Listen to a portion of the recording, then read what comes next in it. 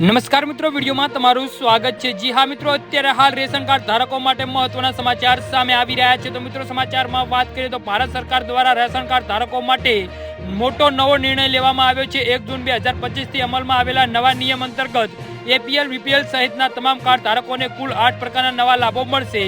જી હા મિત્રો, સરકારે જાહેરાત કરી છે કે દરેક માન્ય રાશન કાર્ડ ધારકોને દર મહિને 1000 રૂપિયાની નાણાકીય સહાય મળશે। આ રકમ સીધી લાભાર્થીના બેંક ખાતામાં જમા થશે, જે પરિવારને જરૂરિયાત ખર્ચમાં સહાયરૂપ થશે।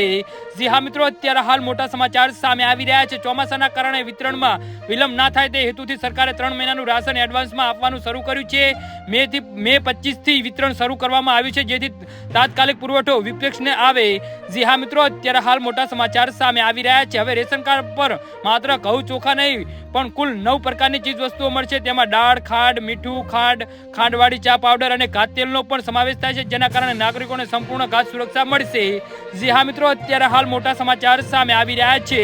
સ્થળાંતરિત મજૂરો માટે વન નેશનલ અને વન રાશન કાર્ડ યોજના ખૂબ જ ઉપયોગી સાબિત થઈ રહી છે। તે જ રાજ્ય ન હોવા છતાં વ્યક્તિ કોઈ પણ રાજ્યમાંથી રાશન મેળવી શકે છે, ફક્ત આધાર ઓથોરિટેશન નથી। જી હા મિત્રો, તો આના વિશે તમારું શું કહેવું છે તો નીચે મારી કમેન્ટ બોક્સમાં જરૂરથી જણાવજો અને મારી યુટ્યુબ ચેનલને સબસ્ક્રાઇબ કરવાની ભૂલતા નહીં। વિડીયો પૂરો જોવા બદલ તમારો ખૂબ ખૂબ આભાર।